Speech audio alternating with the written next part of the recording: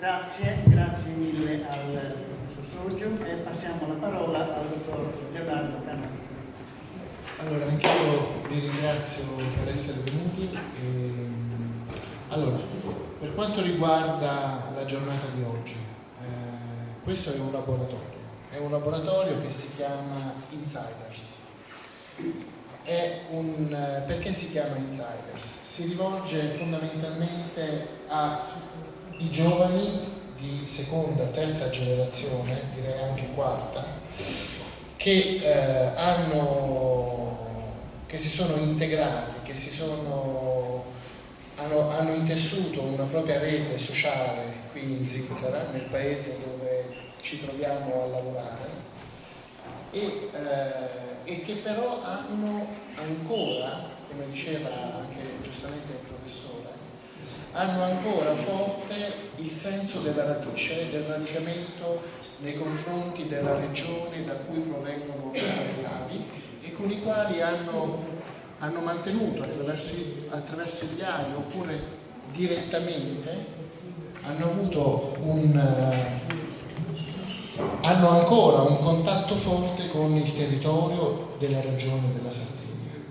Quindi è un progetto questo che si rivolge fondamentalmente a tutti gli amici che hanno a cuore la Sardegna, che hanno a cuore lo sviluppo economico e sociale e quindi anche politico della Sardegna. Insiders, perché si chiama Insiders? Allora, il termine è un termine che viene dall'economia, no? Spesso si parla di insider trading, cioè praticamente sono quelle informazioni che una persona viene a sapere perché è in stretto contatto con un circolo di persone che hanno delle informazioni e poi dopo loro li adoperano per vincere e aggiudicarsi dei vantaggi in termini economici. Questo termine è stato preso da questo concetto ovviamente cambiandolo, proprio perché abbiamo voluto dare un connotato più sociale, quindi più politico a questa definizione.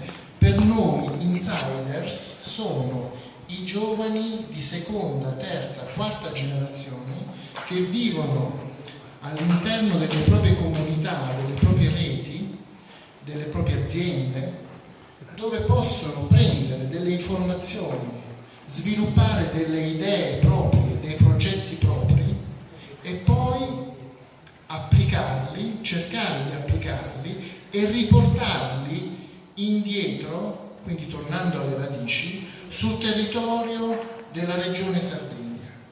Quindi questo è la base dell'idea che c'è dietro questo progetto.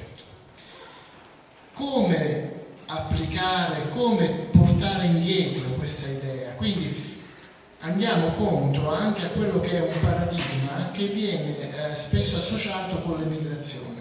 Cioè l'emigrazione che cos'è? Non è altro che una perdita di risorse del territorio di origine dalla quale le persone vanno via per poi non più ritornare. Noi qui vogliamo invece portare le persone che si sono arricchite con le proprie esperienze, portarle con le loro idee nel cercare di riportare qualcosa di maggiorato, quindi un valore aggiunto nel territorio da dove loro sono partiti. Quindi non solo si riscoprono le radici, ma si rinforzano queste radici attraverso gli altri frutti che si è colti nelle esperienze fatte all'estero.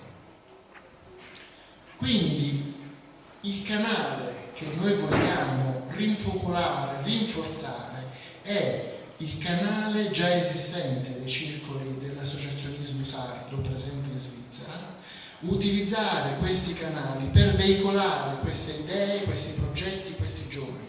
Quindi chiediamo ai circoli le aperture, le sensibilità necessarie per recepire queste idee, recepire questa idea di radicamento nuovo verso il territorio della Sardegna.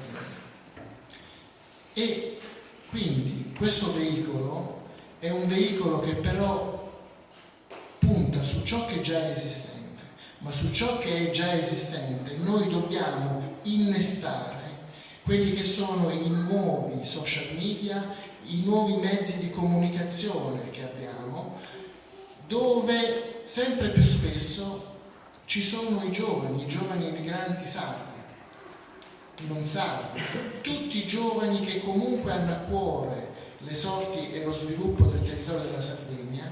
Questi si muovono su delle reti che noi con i circoli sardi oggi non siamo in grado di intercettare o di comunicare o di confrontare. Quindi oggi questo è il laboratorio, oggi abbiamo la presenza di persone che rappresentano la tradizione dell'associazionismo sardo, quindi con le loro reti, con ciò che loro hanno realizzato nel corso di questi anni, e abbiamo dei giovani che con le loro idee, che ci diranno le loro esperienze e noi ci confronteremo poi, sempre nell'arco di questa giornata, di questo incontro. Quindi benvenuti e buon lavoro.